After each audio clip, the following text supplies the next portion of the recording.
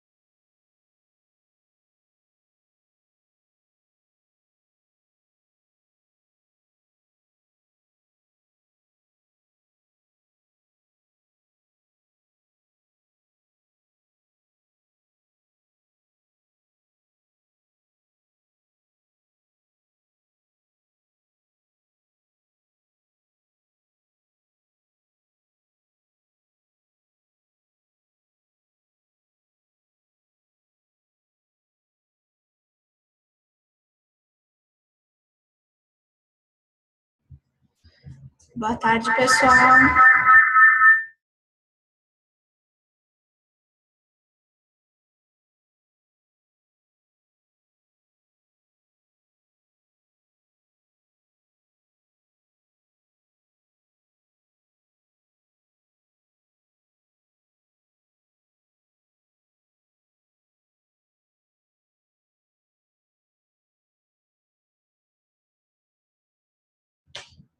Pessoal, boa tarde. A gente só vai esperar mais 2 minutinhos antes de começar para ver se tem mais um pessoal tentando entrar aqui no webinar, tá bem? Obrigada.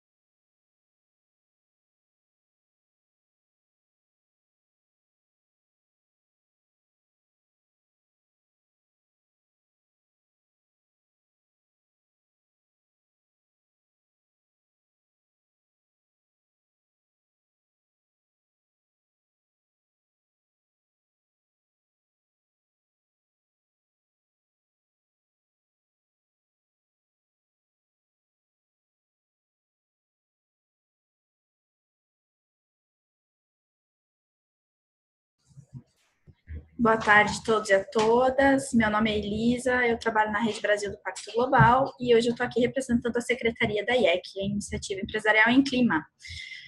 Sejam todos bem-vindos, a gente agradece o interesse em participar do nosso webinar, que hoje vai falar sobre mitigação, e especificamente a gente trouxe o professor Alexandre Sclo, da UFRJ, um dos autores do artigo publicado na Nature, com título em inglês, e que a gente tomou a liberdade de fazer uma tradução livre, e que se chama Ameaça da Barganha Política para a Mitigação das Mudanças do Clima no Brasil.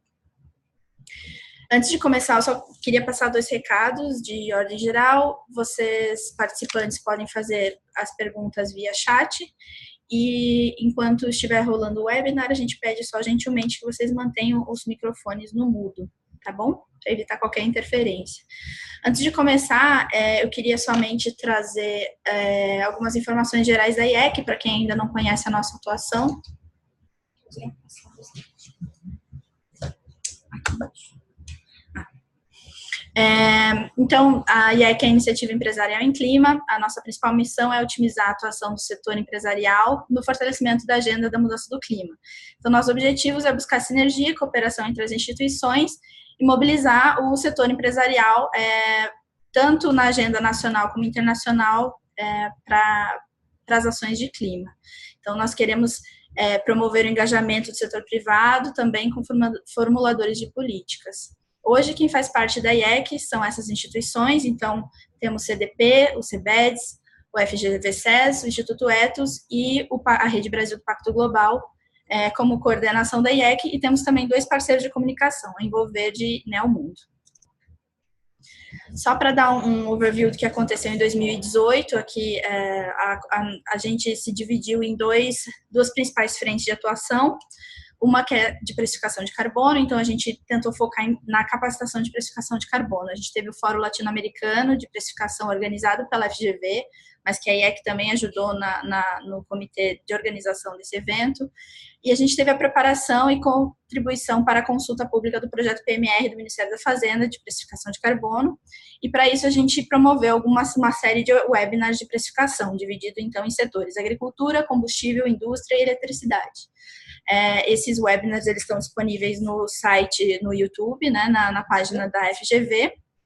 E na outra frente que a gente também desenvolveu foi adaptação, com aprofundamento do conhecimento para adaptação. Então, também promovemos alguns webinars de capacitação. O primeiro, a gente teve a presença da André Santos, do PBMC. No segundo, a gente teve o Sérgio Margules, do Fórum Brasileiro de Mudanças do Clima. E no terceiro, a gente trouxe alguns cases empresariais de adaptação. A gente também teve um evento, agora em agosto, para fortalecer a ferramenta do Adapta Clima, que a gente é parceiro, mobilizador e também técnico. E a outra frente, que a gente ainda está construindo, para melhorar a articulação e compreensão dos cenários climáticos, junto ao INPE. Bom, o que ainda está por vir em 2018, então a gente está com uma programação de side event no Espaço Brasil, que é um espaço promovido pelo Ministério do Meio Ambiente e pela Apex, lá na COP24, que vai acontecer esse ano na Polônia, em Katowice, e com uma parceria do MDIC, então no dia 13 de dezembro, o horário a confirmar, a gente vai ter alguns side events promovido pela IEC.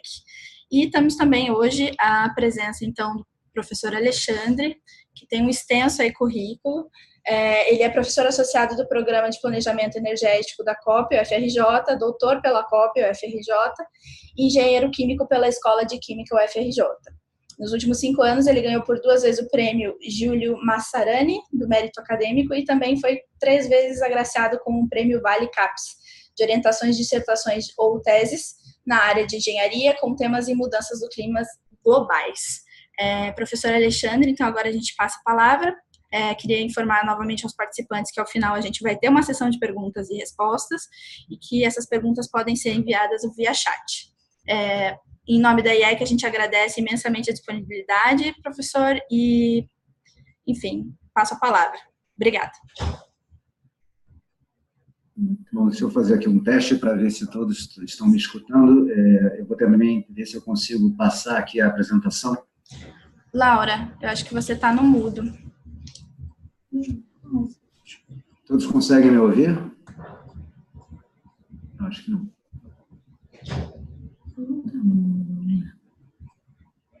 Sim. Sim? Todos conseguem? Tá. Pelo chat da apresentação. Pelo chat eu estou percebendo que todos conseguem. Deixa eu ver se eu consigo passar a apresentação aqui, só para... Aparentemente eu não consigo passar a apresentação. Só para a gente iniciar com...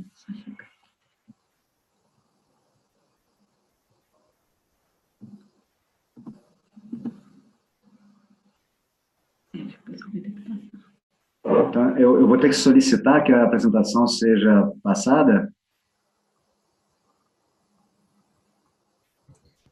Oi, professor. A gente colocou você e a Laura como co-host. Se vocês quiserem tentar passar por aí, eu acho que vocês conseguem. Se não, passando por aqui, sem problema. Deixa eu ver se a gente consegue resolver isso.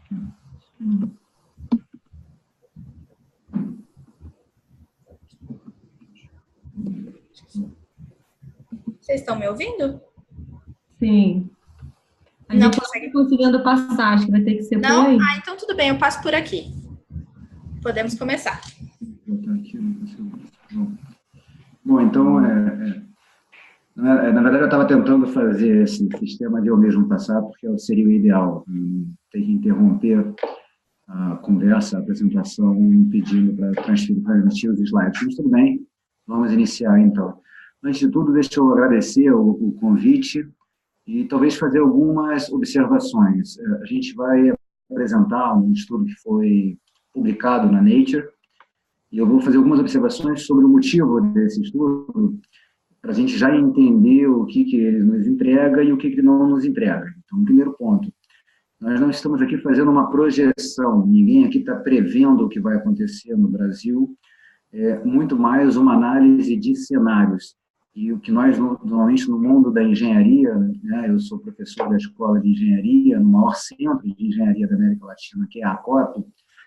No mundo da engenharia, a gente usa o termo, normalmente, de cenários what if, ou seja, o que aconteceria se uma determinada trajetória se verificasse. Então, o primeiro ponto de observação é que o que nós vamos ver na apresentação, está lá no artigo científico publicado na Nature, é um objetivo de uma sinalização what if e não uma projeção. É até curioso, alguns colegas nossos norte-americanos até gostam de dizer que esse what if é para não acontecer. Na verdade, é menos do que uma previsão, é muito mais a ideia de que você faz um cenário para se antecipar a eventos catastróficos.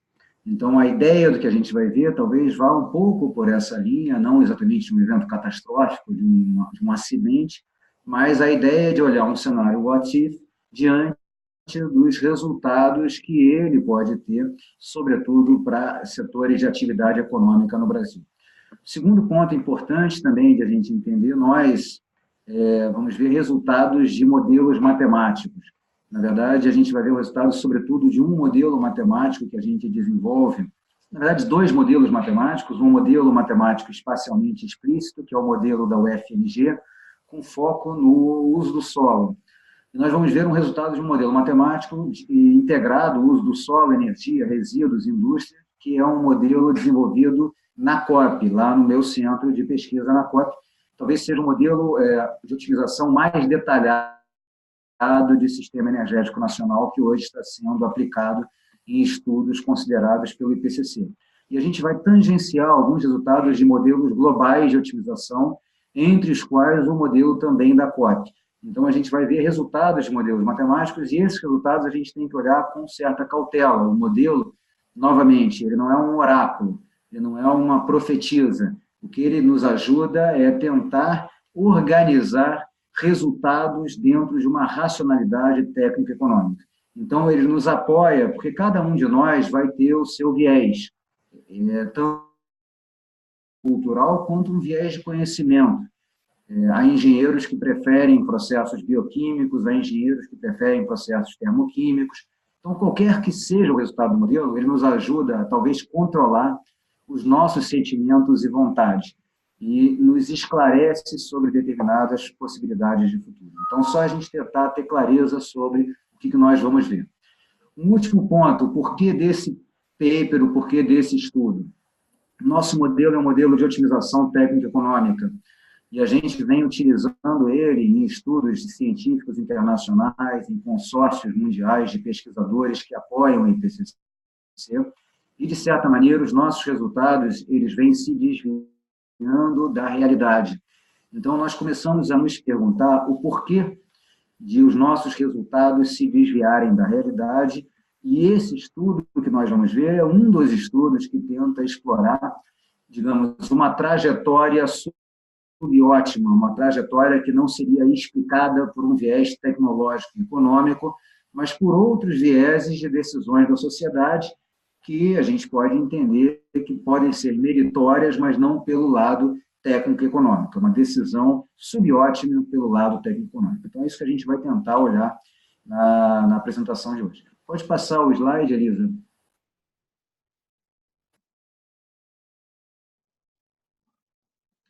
Então, qual é a ideia? Eu vou apresentar para vocês, e o guia do que eu estou apresentando para vocês, eu peço até desculpas de estar uma versão em inglês.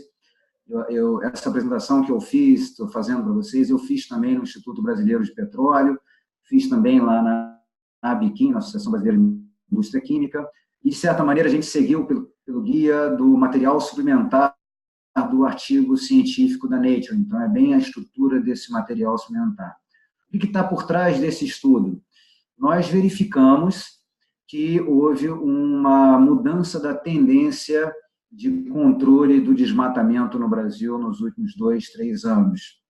E nós da COP, convidamos pesquisadores que desenvolvem modelagem de uso do solo e, ao mesmo tempo, um pesquisador de ciências políticas da UNB, para que a gente pudesse, pelo lado qualitativo das ciências políticas, mas, sobretudo, pelo lado quantitativo da modelagem espacialmente explícita do uso do solo, e depois da modelagem integrada com o sistema de energia, interpretar quais seriam as possíveis repercussões e as possíveis evoluções desses cenários de mudanças climáticas. Então, no primeiro momento, o que nós fizemos foi distinguir 3 grandes fases, digamos assim, de uma governança ambiental associada à questão do desmatamento. Uma primeira fase antes de 2005, que é uma fase que a gente qualificou como de baixa governança, governança, depois uma fase entre 2005 e 2010, em que nós temos um aprimoramento da governança ambiental, e a gente qualifica como uma boa governança, depois a gente vai tentar qualificar isso melhor.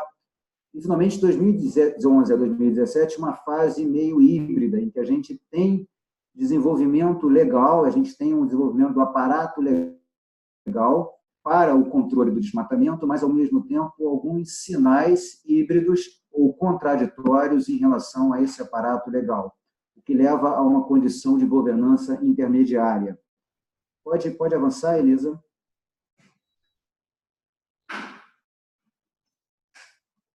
Então, aqui são alguns exemplos que a gente pode mostrar dessas 3 fases. Então, há exemplos associados a, por exemplo, a questão das multas e a atividade de comando e controle associado ao comando e controle do desmatamento, ou seja, não apenas você ter o aparato legal, mas também permitir que as agências e os institutos que estão associados ao comando e controle consigam realizar e cumprir a legislação que está em uso. Pode avançar? Aqui são alguns exemplos. A questão, por exemplo, de pessoal qualificado, de multas, a questão de criação de áreas de proteção ambiental. Pode avançar. A gente só está delimitando as 3 fases, né, históricas recentes da governança ambiental. A partir dessas 3 fases, nós definimos 3 possíveis cenários de evolução da governança ambiental associada especificamente ao uso do solo. Um cenário de baixa governança que nos remeteria a gente retroagir à condição pré-2005, em que a gente reveria o aparato legal e também não criaria, o que os americanos gostam de chamar de enforcement, né? Que você não criaria as condições para o comando e controle, em termos de orçamento, de pessoal e de tecnologia para isso. Teria um cenário intermediário, que a gente até poderia considerar um cenário referencial, business as usual, em que a gente estaria mantendo a condição, de certa forma, híbrida que nós temos hoje, que é um aparato legal avançado, metas acordadas na sociedade e que nos permitem atingir uma NDC, que nos permitem controlar o desmatamento ilegal, que definem muito bem o critério do uso do solo, mas, ao mesmo tempo, sinais contraditórios, por exemplo, associados à grilagem, à ocupação e depois à regularização de áreas públicas. Então, sinais contraditórios em relação a como lidar com o desmatamento ilegal e mesmo uma redução do orçamento das agências, institutos, órgãos associados a comando e controle. E, finalmente, um cenário de governança forte em que a gente teria tanto o aparato legal quanto a condição de aplicar esse aparato legal. Então, não é apenas ter o aparato legal, mas também a condição de um governo aplicar a sua política de Estado. Pode seguir adiante. E, basicamente, essas três condições qualitativas, e eu vou mostrar um pouquinho como é que isso evolui, elas vão ser tratadas num modelo espacialmente explícito de uso do solo, em que a gente vai ver qual é o impacto da evolução de uma tendência de desmatamento, e lembrando que a gente está falando sempre de desmatamento ilegal, né? Então, uma evolução de uma tendência de desmatamento conforme esses 3 cenários, segundo 2 grandes biomas, que são o bioma da Amazônia e o bioma do Cerrado. Aqui a gente está vendo 3 curvas, mas eu acho que na próxima figura a gente consegue ver melhor a condição de baixa governança, que é um GIF em que a gente está vendo como é que evoluiria o desmatamento, como é que evoluiria a condição do desmatamento, tanto no Cerrado quanto na Amazônia. Esse é um resultado espacialmente explícito de um modelo de otimização do uso do solo, chamado Otimizagro, que é desenvolvido e aplicado pela UFMG, em que a gente vê como é que se expande o desmatamento, e aí aqui a gente particularmente está destacando o desmatamento ilegal. Lembrando sempre aquela condição que eu coloquei no início dessa apresentação. O nosso modelo ele vinha sendo utilizado por uma grande expansão da produção agrícola brasileira, tanto para bioenergia quanto para alimentos, e da mesma forma para uma expansão da produção pecuária, da produção particularmente de carne vermelha no Brasil. E o nosso modelo, ele utilizava áreas e ele fazia recuperação. Utilizava muito do plano ABC e até um pouco além do plano ABC, mas ele fazia com uma condição ótima, com uma condição adequada do ponto de vista técnico-econômico, a recuperação de pastagens degradadas, a recuperação de floresta nativa, sistemas integrados, plantio direto, e ele não levava numa condição de otimização a essa necessidade de desmatamento para a expansão da produção agropecuária brasileira. Então, a informação importante é que, do ponto de vista de otimização técnico-econômica, não haveria uma necessidade ao setor agropecuário e mesmo de bioenergia no Brasil realizar essa expansão de desmatamento para atender cenários de evolução da demanda por alimentos no Brasil e no mundo e da demanda por carne no Brasil e no mundo. E isso aqui acontece exatamente por uma imposição que a gente dá ao modelo para sair de uma condição ótima para uma condição subótima. Pode passar adiante. Aqui é mais ou menos a reprodução desse ponto, né? Como é que a gente evoluiria na direção do desmatamento. É o resultado final. Nesse caso, a gente está olhando o resultado em 2030, mas a gente faz essa evolução na modelagem até 2050. Esse modelo é muito detalhado espacialmente, ele está numa granulometria espacial de 10 por 10 quilômetros, então ele é capaz de identificar exatamente onde acontece o desmatamento legal, onde acontece o desmatamento legal e essa tendência de expansão. Pode seguir adiante. E aí, basicamente, o que vai acontecer na nossa análise? Essa marcação aqui não sou eu que estou fazendo, não, tá, gente? Não sei quem é que está fazendo essa rasura. Mas, basicamente, o que a gente faz? Bom, o que nós fizemos foi, dado que há essa possibilidade de tendência de expansão, de desmatamento, o que nós vamos tentar verificar é qual é o impacto desse desmatamento ilegal sobre a expansão das emissões de gases de efeito estufa, particularmente nesse caso de CO2, mas é claro que no nosso modelo a gente vai olhar também as emissões de metano, de óxido nitroso e também, claro, do CO2. Mas a gente vai olhar como que esse desmatamento leva a uma expansão das emissões de CO2. Ao mesmo tempo, o que nós fazemos? Nós da COP, estamos num grande grupo que desenvolve modelos de simulação do sistema energético e uso do solo mundial, que são chamados modelos integrados. Basicamente, são 9 modelos hoje que estão apoiando o IPCC nos seus relatórios.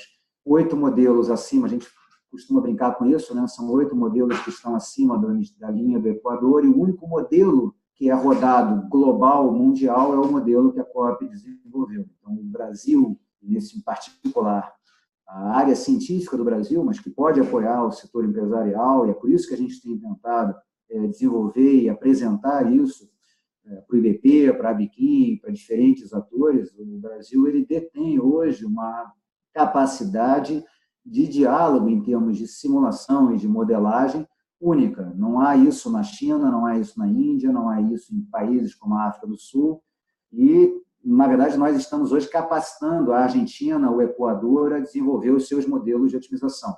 Mas nesse caso específico aqui, a gente está falando de modelos que fazem simulação mundial. Por exemplo, aqui está o modelo da Agência Internacional de Energia, o TIAN. Aqui está modelos japoneses, americanos. Basicamente, o que a gente faz aqui é rodar o sistema energético mundial, simular o sistema energético mundial e o sistema de uso do solo mundial para atender uma demanda mundial de alimentos e uma demanda mundial de serviços energéticos, e com isso a gente vê a evolução de emissões de gases de efeito estufa associados à FOLU e associados a resíduos, processos industriais e combustão de combustíveis fósseis. Quando a gente faz essa simulação, a gente tenta limitar quais seria o orçamento ou a integral, ou se vocês preferirem, as emissões de gases de efeito estufa acumuladas no período, compatíveis com as metas climáticas, que são hoje traduzidas em termos de aumento da temperatura em 2100. Nesse nosso caso do paper da Nature, a gente foi até conservador. A COP de Paris falava de você controlar a temperatura abaixo de um aumento de 2 graus. o que hoje, no nosso mundo científico, a gente entende como 1,5 grau em 2100, comparativamente a uma fase que as pessoas chamam de pré-industrial, não é exatamente pré-industrial, mas é uma fase do início da segunda fase da Revolução Industrial Inglesa, mais ou menos de 1850 a 1870. Nessa nossa simulação, a gente trabalhou com uma elevação de temperatura limitada em 2 graus. Isso leva a um orçamento de emissão, ou quanto que o mundo pode, todas as regiões do mundo podem emitir de gases de efeito estufa, de forma a garantir que a temperatura em 2100 não vai se elevar 2 graus, acima de 2 graus, relativamente a essa fase de 1850 a 1870. Segundo a modelagem dos modelos de equilíbrio geral, de equilíbrio climático, de circulação atmosférica global. Estou fazendo aqui uma livre tradução do termo em inglês.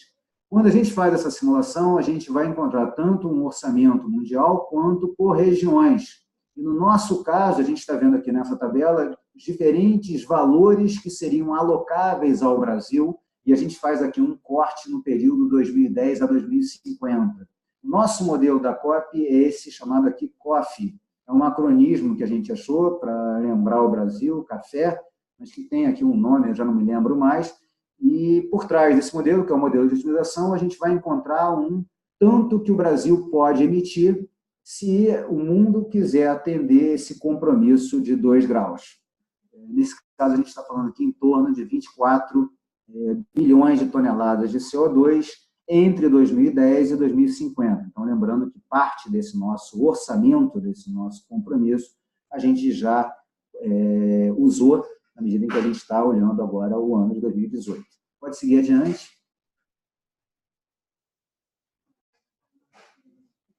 Pode seguir, Elisa.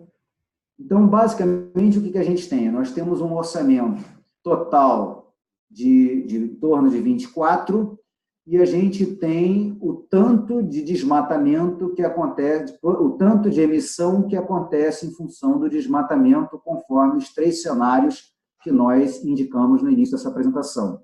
Dado esse tanto de emissão que acontece em função do desmatamento e quanto o total que o Brasil deveria emitir para contribuir para um mundo que não permite a elevação de temperatura acima de 2 graus, sobra um tanto para os outros setores. E dentro desses outros setores, a gente está falando não apenas indústria, mas setor energético e o setor agropecuário. Então, na verdade, a gente está considerando aqui vários setores que vão poder ser impactados se o Brasil, novamente, a gente sempre está lembrando isso, a gente está assumindo que o Brasil ele tem a intenção de contribuir para as metas assumidas na COP de Paris, que não envolvem apenas a NDC brasileira, envolve um compromisso maior, que é o controle das mudanças climáticas nesse nosso século. E aí o que a gente vê, basicamente, é que o orçamento remanescente para os outros setores, ou para os setores produtivos, se vocês preferirem dessa forma, ele é razoável num cenário de governança alta, ele é, como nós vamos ver, desafiador para um cenário de governança intermediária, e ele do ponto de vista do resultado do nosso modelo, como nós vamos ver, impraticável para um cenário de baixa governança. Depois eu vou discutir um pouquinho o que é um resultado impraticável, ou dentro do nosso modelo matemático aparece uma grande frase que é unfeasible, não realizável, o modelo não acha solução. Pode seguir adiante, Elisa. Aqui é só uma descrição do Otimizagro, eu vou seguir, esse é um modelo muito detalhado, está aqui na apresentação. Esse Otimizagro não apenas ele faz um detalhamento da ocupação do solo no Brasil, mas ele também tem um detalhamento muito fino, tanto no nível de desagregação espacial quanto da evolução temporal do teor de carbono no solo. Isso nos permite ver qual é o impacto do desmatamento, o impulso, né? Quando você tem o desmatamento, você tem a perda desse carbono. Segue adiante. Aqui, novamente, eu não quero cansar vocês, isso é o gosto meu de engenheiro, né? Então, a gente vai mostrar aqui algumas equações, mas é só para vocês verem que eu não estou inventando um modelo. É um modelo de otimização que a gente vai tentar o quê? A gente vai tentar encontrar a condição de atender a demanda por serviços energéticos, mobilidade, pública, calor para a indústria, aquecimento para a indústria, eletroquímica e, ao mesmo tempo, a demanda por alimentos, a demanda por proteína vegetal, proteína animal, a demanda por carboidratos. E o modelo vai tentar encontrar isso segundo uma ótica microeconômica de mínimo custo, de otimização da alocação dos fatores de produção. E aí, o que a gente vai tentar é, dado uma limitação de não poder utilizar áreas de proteção ambiental, áreas que não poderiam ter desmatamento. Num cenário ótimo, a gente vê se é possível atender essa evolução da demanda brasileira e da demanda internacional por alimentos e uma parte também por commodities energéticas e uma demanda nacional por serviços energéticos. Quando a gente permite o desmatamento, a gente permite uma certa expansão de áreas disponíveis para pecuária, agricultura e para cultura bioenergética. Pode seguir adiante. A gente vai ter uma sequência aqui de slides sobre o modelo, mas é só para a gente ter essa ideia. É um modelo que ele trabalha de 2010 a 2050 em base horária para todas as cadeias energéticas e para 13 padrões de cultura de alimento. Então, ele vai otimizar o sistema daqui até 2050 para todas as horas dos anos daqui até 2050, considerando que a gente tem que atender as demandas por serviços energéticos e por alimentos. E ele permite também a troca de mercadorias entre as regiões brasileiras, né? Pode seguir adiante. Esse é um modelo que a gente desenvolveu e que a gente utiliza na COP. Aqui são algumas figuras, eu vou seguir adiante, é só mostrar que é um modelo que tem a cadeia energética totalmente detalhada, a cadeia do petróleo totalmente detalhada, algumas desses detalhamentos são até úteis para que a gente apresentou lá para o Instituto Brasileiro de Petróleo, mostrando que a gente faz uma modelagem muito detalhada de petróleo, uma modelagem muito detalhada de bioenergia. É um modelo que tem mais ou menos 8 mil nós tecnológicos por região. Se eu não me engano, são mais de 500 mil equações, algumas delas não lineares, que a gente precisa linearizar para conseguir encontrar uma solução em tempo viável. No processamento, a gente muitas vezes faz a modelagem e a simulação em nuvem, porque a gente precisa de computadores avançados para fazer a otimização do sistema. Pode seguir adiante. Novamente, a gente pode seguir, aqui é só um detalhamento da estrutura do modelo, então, por exemplo, a gente aqui vai mostrando como é que o modelo vai descendo para tomar decisões. Então, por exemplo, ele não deseja atender uma demanda por gasolina, ele deseja atender uma demanda por mobilidade, em termos de passageiros quilômetros. E aí o modelo vai tentar encontrar uma solução que pode passar por ônibus, que pode passar por veículos elétricos, por veículos ciclo-otto a gasolina, veículos híbridos, veículos flex. É a opção que o modelo vai encontrar e daí ele vai construir toda uma cadeia de otimização para conseguir, do petróleo, formar o atendimento ao serviço energético. Pode seguir. Aqui é uma simplificação de como é que o modelo olha a transição no uso do solo. Então, a gente tem diferentes tipologias de cobertura e cada uma delas pode se converter na outra. Então, por exemplo, a gente pode ter um sistema integrado, a gente pode ter um sistema de dupla safra, a gente pode ter uma pastagem degradada se convertendo a uma pastagem de alta capacidade. A gente pode ter um processo de desmatamento para a criação de áreas agrícolas. Então, isso, o modelo, ele consegue desenvolver e transformar o uso do solo conforme restrições que a gente dá para essa transformação e demandas que ele vai encontrar e uma otimização técnico-econômica do uso do solo no Brasil. Lembrando que ele vai fazer a otimização para atender a demanda por alimentos e por energia simultaneamente, ou seja, ele precisa atender as duas coisas simultaneamente, e nos conflitos potenciais, se existirem, por exemplo, no uso do solo em termos de bioenergia e culturas alimentares, ou, por exemplo, restrição de água para irrigação. Isso tudo, a nossa ferramenta de otimização permite que a gente consiga analisar. Pode seguir adiante. porque basicamente toda a parte de metodologia também pode seguir, esse aqui é um detalhamento de como é que o modelo vai convertendo, aqui a gente já está vendo o resultado.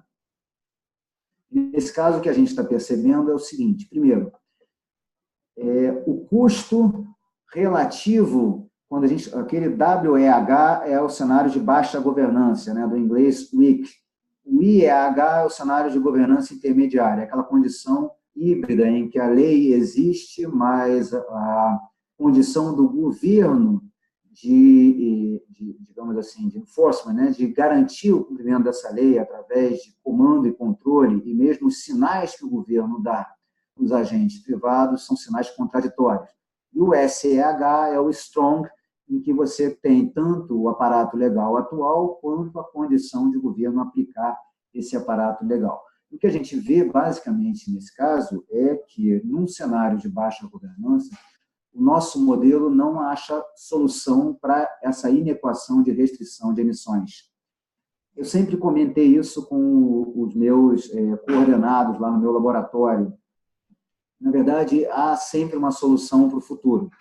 O fato de o modelo não achar uma solução matematicamente viável certamente deriva de que nós não olhamos opções para o futuro. Se eu, por exemplo, considerar uma ideia de reduzir a mobilidade urbana, de diminuir o uso de veículos através de uma política dramática de planejamento urbano, talvez haja um espaço de a gente poder aumentar o desmatamento em detrimento, por exemplo, da mobilidade urbana. Mas nós não fizemos isso. Então, o nosso modelo ele permanece tendo que atender os mesmos serviços energéticos, limitado por uma emissão menor que pode ser utilizada para atender esses serviços energéticos. E, nesse caso, o modelo, na condição de baixa governança, ele não encontra solução viável. E o que ele faria seria, eventualmente, ter que, se o Brasil quisesse se comprometer com mudanças climáticas, eventualmente haveria um preço de carbono por a gente não conseguir cumprir essa nossa meta. Num cenário intermediário, a gente percebe que a gente fica no limite, mas consegue cumprir. Significa que a gente está muito próximo de não cumprir, mas a gente vai ver nos slides seguintes o que acontece. Acontece basicamente... O que acontece basicamente, obrigado por passar o slide, é que nós vamos conseguir atender, eu estou olhando aquele cenário IEG, né, que é o cenário intermediário, a gente consegue atender a restrição, mas há um custo consideravelmente maior. O investimento no setor energético muito maior, tanto na área de produção de combustíveis quanto na geração elétrica, né? A gente basicamente tem um dobro de necessidade de investimento, e na parte de combustíveis, tanto na parte de energia elétrica. O setor industrial não tem uma margem tão grande para fazer esse esforço de mitigação, mas ele é impactado indiretamente, porque a gente precisa lembrar que se eu preciso fazer um investimento maior em produção de combustíveis líquidos e também na geração elétrica, significa que eu estou indo para tecnologias disruptivas, tecnologias mais caras. Então, o custo, portanto, o preço da energia elétrica e o custo, e, portanto, o preço dos combustíveis líquidos vai se tornar maior para o consumo final. E, nesse caso, vai impactar o setor industrial. Não porque ele vai ter que desenvolver medidas consideráveis de mitigação, mas porque ele vai pagar uma conta de um custo maior da energia. Basicamente, é isso que a gente estaria vendo aqui. Pode passar? Eu vou passar esses slides, deixa eu seguir adiante, para a gente ter um pouco a perspectiva do que acontece. A gente está olhando aqui um resultado de consumo de energia primária.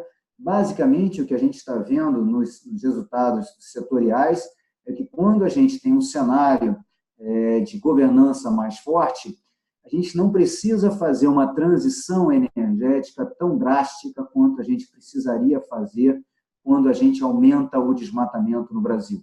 Ou seja, um pouco a mensagem que a gente tentou passar, e passamos isso para o setor de petróleo, para a indústria química, e é uma mensagem que a gente considera importante, é que, de certa forma, o desmatamento ele não é justificável do ponto de vista, o desmatamento ilegal, ele não é justificável do ponto de vista econômico e, por extensão, ele causa um impacto técnico-econômico nos setores produtivos. que, eventualmente, vão ter que acelerar uma transição que poderia ser feita de maneira mais soft, dadas as vantagens comparativas que o Brasil tem, especialmente associadas ao uso do solo. Pode seguir adiante. Aqui a gente tem um detalhamento da geração elétrica, e a gente percebe, no caso da geração elétrica, que, por exemplo, no cenário IEG, que é o cenário intermediário, a gente vai precisar gerar mais energia elétrica, e a gente vai entender um pouquinho isso na sequência. Em boa medida, isso deriva de que, no final do período, a gente precisa introduzir vários veículos elétricos. O modelo passa a introduzir uma entrada de veículos elétricos muito mais intensa num cenário de maior desmatamento, para ter que lidar com aquela questão do desmatamento. De certo modo, é interessante a gente pensar que a gente vai ter uma frota mais eletrificada, mas, por outro lado, isso tem uma repercussão, por exemplo, na produção de etanol no Brasil e mesmo numa antecipação de investimentos na parte de infraestrutura elétrica no Brasil, que explica um pouco a gente ter que fazer investimentos maiores nesse cenário de menor governança ambiental. A gente acaba tendo que antecipar, como eu comentei antes, a transição energética. Pode seguir adiante. Aqui é um resultado, talvez, de relativa complexidade, mas também deriva das diferentes necessidades tecnológicas que a gente precisa entregar para o modelo, para que o modelo possa achar uma solução viável. Então, o que a gente está basicamente olhando aqui são várias opções de produção de combustíveis líquidos.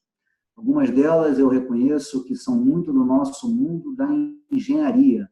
E se são do nosso mundo da engenharia, está mostrando para vocês que são opções quase que heróicas do ponto de vista hoje da produção em larga escala industrial. Todos vocês já conhecem aqui, por exemplo, o etanol de primeira geração. Esse etanol de primeira geração é o etanol que vem da cana-de-açúcar e é o próprio etanol que nós utilizamos aqui. Em roxo, a gente está vendo aqui o biodiesel, que é o éster, é o biodiesel que a gente hoje faz, com o qual a gente hoje faz blend, a gente faz mistura com óleo diesel mineral. Mas aqui a gente tem uma série de outros combustíveis líquidos derivados de biomassa se expandindo dramaticamente e que envolvem, por exemplo, diesel a partir de processos de gaseificação da biomassa e introduzindo a captura de carbono. Nós sabemos gaseificar a biomassa. A captura de carbono hoje são 17 plantas no mundo e não existe nenhuma planta associada à biomassa.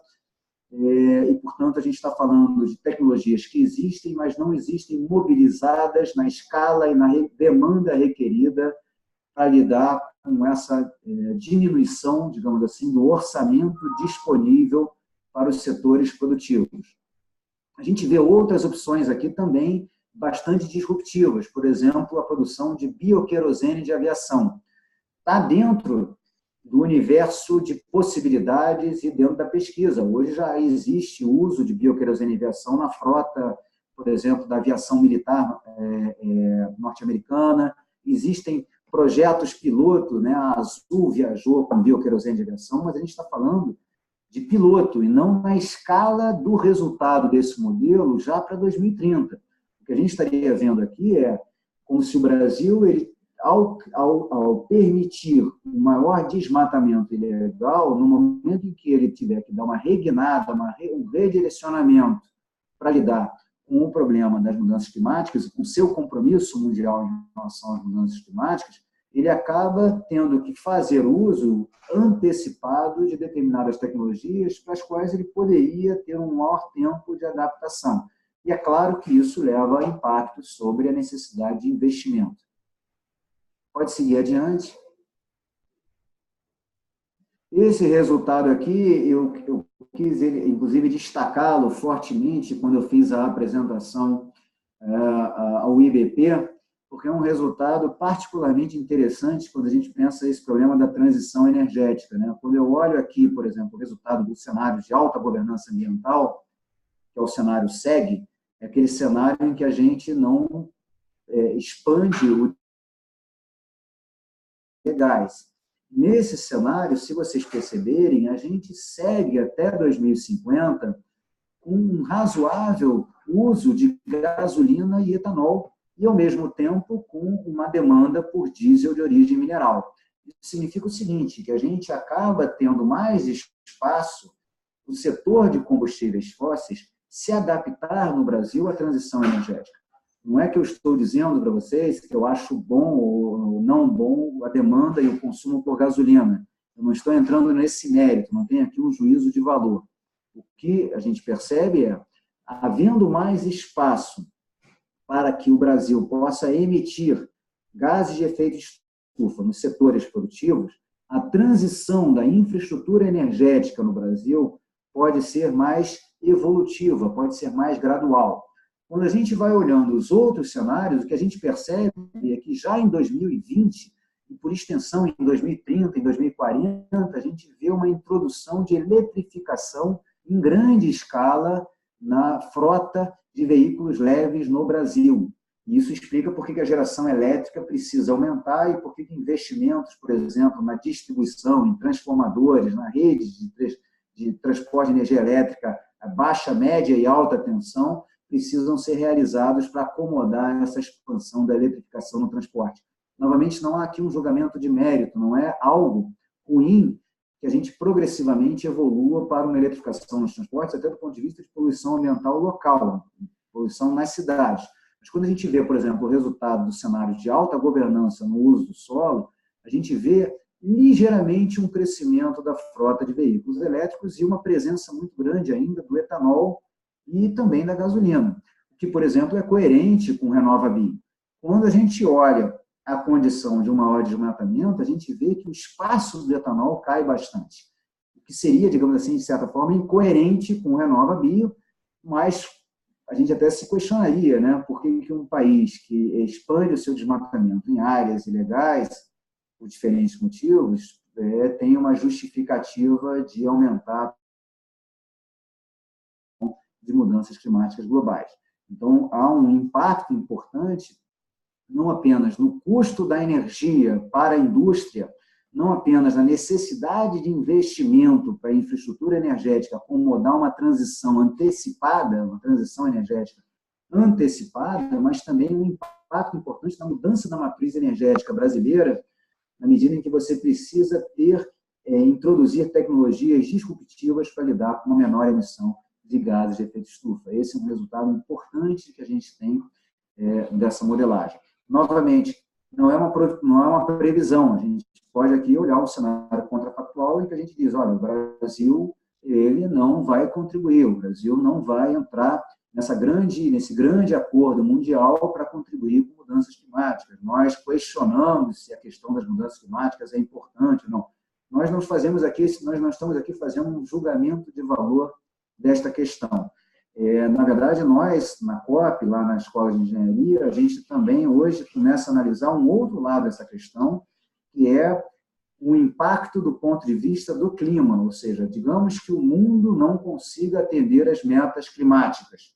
O que nós queremos também averiguar é qual é o impacto. Nós temos os modelos, a gente tem trabalhado em parceria muito forte com o INPE nos últimos anos, desenvolvemos já trabalhos de tese que envolvem como é que o sistema energético brasileiro lida com a mudança do clima, particularmente aqui eu estou falando da geração eólica e da geração hidrelétrica, e nós estamos começando a introduzir no nosso modelo exatamente o impacto da mudança do clima na produtividade agrícola, na geração hidrelétrica e na geração eólica, e também na eficiência de plantas termoelétricas. Isso não está nesse artigo científico, mas é um outro pano de fundo, que é não há uma justificativa do ponto de vista técnico-econômico. O Brasil pode expandir a sua produção agropecuária e de bioenergia sem entrar com desmatamento em áreas ilegais.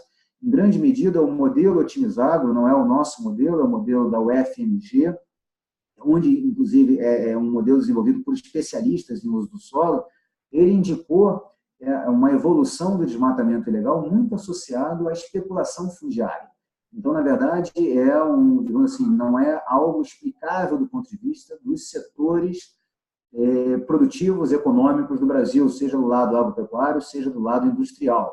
Ele pode ter um impacto do ponto de vista da exportação brasileira, ele pode ter um impacto do ponto de vista da imagem brasileira, mas o nosso modelo verifica que a gente não precisaria desse desmatamento ilegal para a expansão das culturas agrícolas, de alimentos, da bioenergia e da pecuária no Brasil, e podendo ter uma repercussão do ponto de vista das opções de mitigação disponíveis para a gente. A gente também está avaliando se o clima mudar, qual pode ser o impacto sobre a produtividade agrícola. E aí é um outro resultado, um resultado também importante, mas que não está expresso dentro desse artigo científico.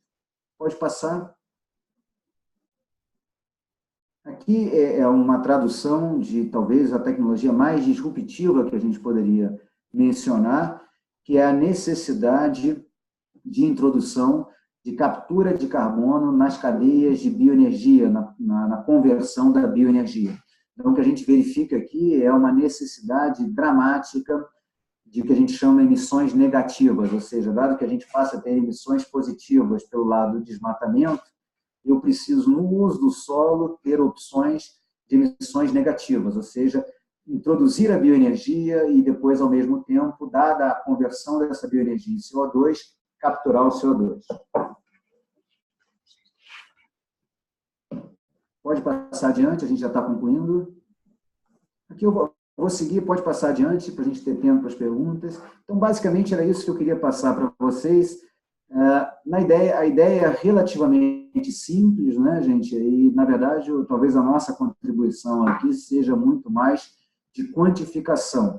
Eu acho que, qualitativamente, é uma ideia relativamente simples, e nós mesmos, no nosso laboratório, um grupo chamado Coalizão, e verificamos que boa parte da mensagem qualitativa está dentro desse grupo. A indicação dessa não necessidade do desmatamento ilegal, das metas da NDC serem metas necessárias para o setor agropecuário, para o setor industrial brasileiro, que aumentam a competitividade desse setor. Então, a mensagem qualitativa ela é coerente com o que o setor produtivo indica e coerente com o que a academia indica. O que nós podemos entregar dentro desse resultado é uma demonstração de qual é o impacto em custo e qual é o impacto em termos de transformação do setor energético para acomodar um choque que não tem justificativa técnico-econômica. Obrigado. Obrigada, professor. Muito obrigada, professor. Obrigada pela fala.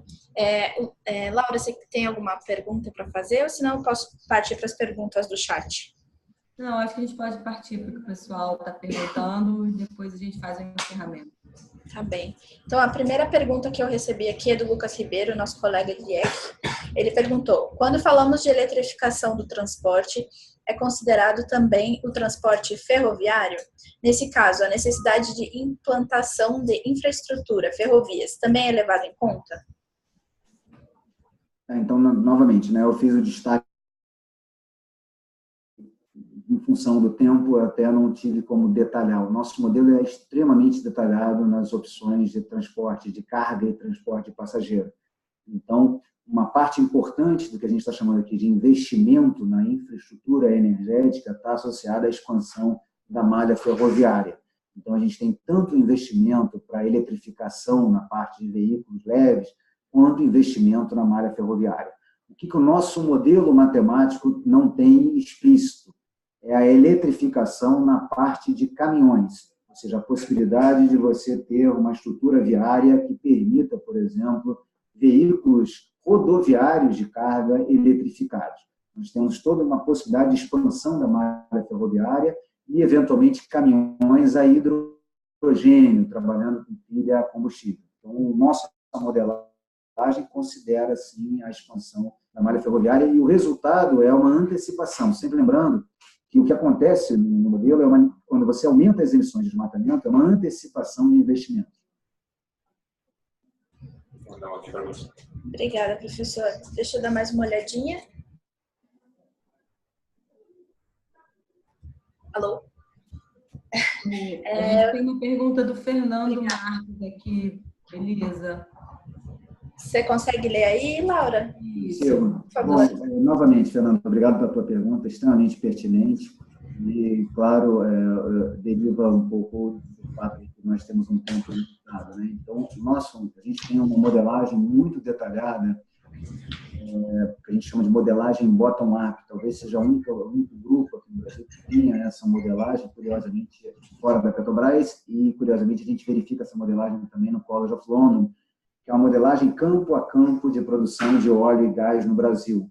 Então, o que a gente faz é uma modelagem de simulação de campos produtores de hidrocarbonetos fósseis, gás associado, gás não associado e óleo bruto no Brasil, e faz essa expansão. Inclusive, o modelo podendo prever a expansão de malha de escoamento, a expansão de unidades de processamento de gás natural e também, claro, refinarias de petróleo. Então, na verdade, o modelo ele tem uma expansão do gás natural, mas em função dessa pressão do desmatamento, o que ele acaba fazendo é que o gás natural ele se direciona fortemente para o setor industrial. Novamente, não é uma previsão. É que no momento em que a gente tem uma demanda muito complicada para atender em termos de limitação de emissões de gases de efeito estufa, o que o modelo faz, o que o modelo indicou, e lembrando sempre, né, a estruturação do modelo, que é um sistema energético como um todo, ele vai buscar as condições ótimas. Então, ele utiliza muito biocombustível líquido na frota de veículos de carga rodoviário, ele utiliza muita eletrificação na frota de veículos leves, ele, na parte de aviação e de navios, ele começa a introduzir biobunker, bioquerosene de aviação, e o gás natural, ele começa a se direcionar fortemente para o setor industrial. Centrais de cogeração, geração de calor em caldeiras, fornos, e é como se ele tivesse ali encontrado o seu nicho de mercado. Mas a gente também tem que lembrar que uma parte importante da produção no Brasil de gás natural está associada ao petróleo. Então, novamente, o Brasil, nessa condição de governança mais baixa, ele também se torna um exportador importante de petróleo, e aí existe uma certa limitação que a gente vai encontrar ao gás natural, dependendo de onde ele encontra e dependendo do teor de CO2 associado a ele em campos de pressão. Então, nem todo gás associado que a gente está perspectiva de produzir no pré-sal é um gás que acaba sendo utilizado no modelo. Uma parte dele acaba sendo reinjetada no subsolo. Obrigada, professora. A gente tem também uma outra pergunta aqui do Jorge, da nossa equipe. Como os dados desse modelo podem ser utilizados pelo setor privado para o desenvolvimento de estratégias de transição para uma economia de baixo carbono? É possível um downscale para o nível de setor, subsetor, que pudesse fomentar essas ações entre as empresas de setores-chave? A gente recentemente fez uma apresentação para a Biquim, onde exatamente a gente fez esse downscale. Porque no nosso caso, por exemplo, o exemplo da Biquim, que é a Associação Brasileira de Indústria Química, a gente segmenta o que a gente chama de indústria química no modelo nas 5 regiões do Brasil, se não me engano, em 13 subsetores da indústria química. Aí envolve complexos petroquímicos, envolve plantas de fertilizantes, e para cada um desses subsetores a gente tem o processo industrial associado e perspectivas de ganhos de eficiência energética, perspectivas de substituição de combustíveis, perspectivas de mudança do processo. Então, de certa maneira, o nosso modelo, quando a gente faz as apresentações mais genéricas ou mais gerais, a gente mostra grandes resultados, mas a gente tem um nível de detalhamento em setores e subsetores industriais. Da mesma forma, a gente tem um nível de detalhamento para o uso do solo em culturas e regiões do Brasil, em municípios brasileiros. Então, a gente pode sempre utilizar o nosso modelo e olhar um resultado mais fino do modelo. Sim, a gente pode detalhar.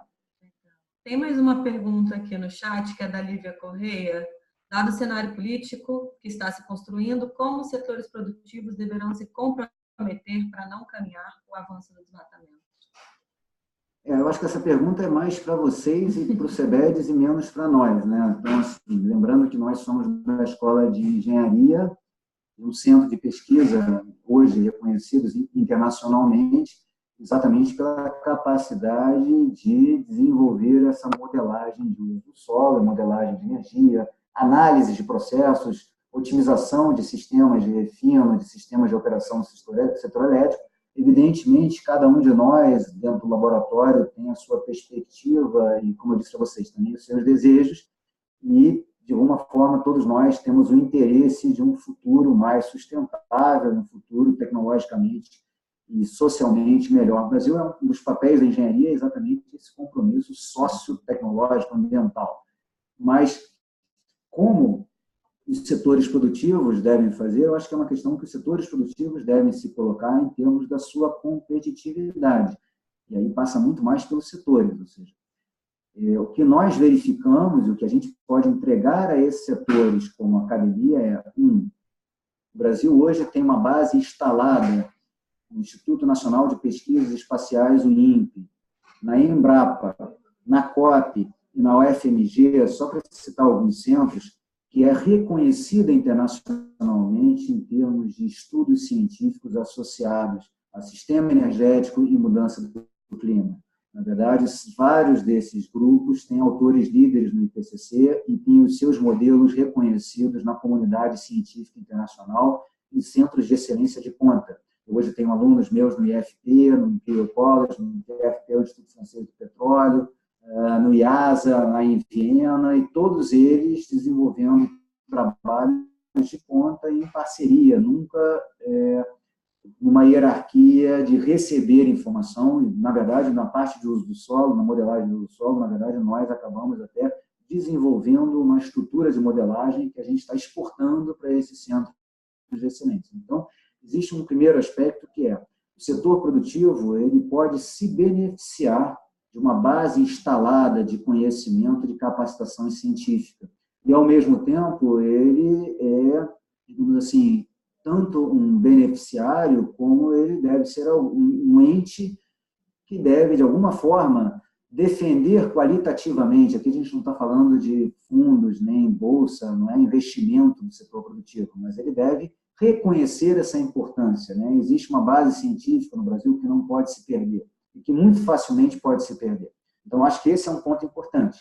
O outro ponto é, dada essa base científica que permite estudos neutros, ele tem que entender como que ele pode ter um ganho de competitividade, o que é aquilo que gera competitividade e aquilo que não gera competitividade para ele, entendendo que o Brasil hoje é um grande exportador de commodities, minerais e agrícolas. O principal produto de exportação do Brasil em termos de massa, em termos de quantidade, de quantum, disparado é o minério de ferro, e se direcionando para a China.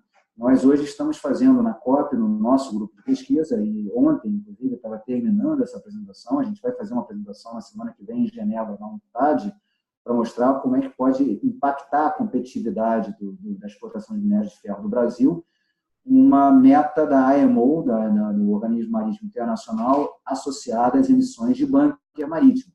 Então, na verdade, o setor produtivo brasileiro, minério de ferro, no óleo bruto, o segundo maior produto de exportação do Brasil, na soja, o terceiro maior produto de exportação do Brasil, ele tem que tentar entender quais são os elementos de ganho de competitividade do Brasil. O Brasil tem vários elementos possíveis de ganho de competitividade. Ele tem a forma mais barata de controlar as emissões de gases de efeito estufa. Esse controle não implica numa perda de produção agrícola, pecuária e nem em impactos à indústria.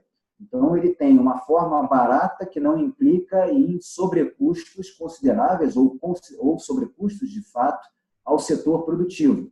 Da mesma forma, essa forma barata leva a um valor, digamos, intangível ao produto brasileiro, que envolve a bioenergia, que envolve a maior floresta úmida do planeta. Então, existe um valor intangível no produto brasileiro que pode ser associado a um controle de um desmatamento, repito, ilegal, e que não é necessário à atividade econômica brasileira.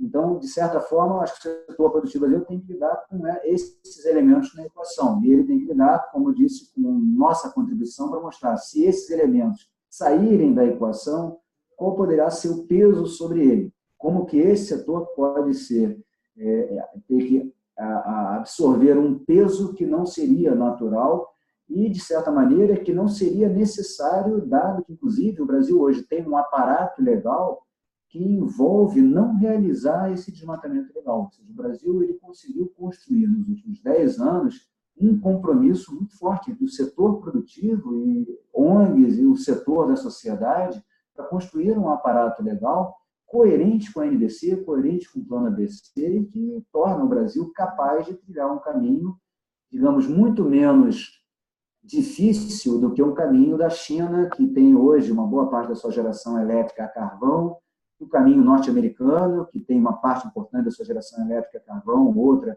a gás natural, e é o maior demandante de gasolina do mundo. Então, o Brasil teria um caminho, digamos assim, menos pedregoso e com maior chance de lidar com a transição energética, e esse caminho dá uma competitividade aos setores industriais. Agora, como o setor industrial, agroindustrial brasileiro, lida com essa informação, aí cabe ao setor responder. Não, tá ótimo. A gente tem tempo para mais uma pergunta, acredito, né, Elisa? Eu vi que o Renan ele fez uma pergunta, mas é muito parecida com a que o Lucas fez. Eu acredito que o professor já respondeu, que era sobre o papel das ferrovias, esse modelo. Não sei se o professor teria mais algum comentário. Não, primeiro eu gostaria de agradecer e novamente ressaltar, não é, esse papel, primeiro, da academia e dos modelos que a gente desenvolve. É muito comum, quando eu faço as apresentações desses resultados, né, então a gente vai agora, particularmente na próxima semana, eu vou fazer uma apresentação sobre esse resultado associado especificamente, então um zoom que a gente dá no nosso modelo para a parte de bunker e transporte marítimo internacional. Então, a Marinha quer ter uma informação importante da gente de como a especificação de qualidade de bunker pode afetar a competitividade industrial brasileira. E esses modelos, na verdade, eles vão entregar para a gente, não é uma previsão, não é um oráculo, mas é uma forma que a gente tem de entender possíveis realidades futuras e como lidar com essas possíveis realidades futuras. Então, não é olhar para o modelo matemático, olhar para nós, engenheiros, como se nós fôssemos os profetas do futuro, não é nada disso, mas é tentar organizar esse futuro de acordo com possíveis caminhos lógicos e técnico-economicamente justificados. É isso que a gente tenta entregar e ajudar vocês, e, de certa maneira, também nos ajudar. Como eu comentei, é natural que um setor, como o setor sucroalcooleiro brasileiro, tenha um viés pró-etanol. É natural que uma indústria de petróleo, uma empresa de petróleo, olhe a transição energética pelo viés do gás natural. É natural que o setor de distribuidoras de energia elétrica olhe pelo viés do veículo elétrico. O que nós podemos entregar é um viés neutro, um viés que ajuda todos esses segmentos a poderem conversar entre si e encontrar caminhos de compromissos ótimos. Acho que esse é o nosso papel como universidade. Muito obrigada novamente, professora. A gente fica felicíssima com a sua explicação e com a sua fala. Laura, você tem mais um comentário? Eu acho que agradecer mais uma vez. Acho que essa apresentação trouxe, na verdade, a oportunidade do momento e do conteúdo, da gente mostrar que fragilizar o comando e controle e as instituições que comandam e controlam a questão de desmatamento ilegal no Brasil são fundamentais para o nosso desenvolvimento. Acho que é muito importante colocar que o estudo traz isso de uma forma extremamente clara. E da importância que fragilizar essas instituições, na verdade, o custo que fragilizar essas instituições traz para os outros setores. Acho que essa é a principal mensagem que eu queria deixar para os setores presentes. Eu vi que a gente tem gente de energia, de mineração e da siderurgia aí presente, então acho que tem uma reflexão que fica para todo mundo. E acho que é um esforço nosso de sempre tentar conectar o que a gente tem de mais concreto dentro da academia, que possa viabilizar esses diálogos de uma forma bem integrada, que eu acho que aí fazendo até um trocadilho da modelagem integrada com o setor, com a integração setorial que a gente tenta sempre trazer dentro das iniciativas. Então, acho que, mais uma vez, obrigada, professor. Se alguém tiver... Eu vi que algumas pessoas perguntaram sobre disponibilizar a apresentação, se é possível. E o próprio artigo, o material suplementar. Legal. Então, nosso objetivo, na verdade, é pedir para vocês.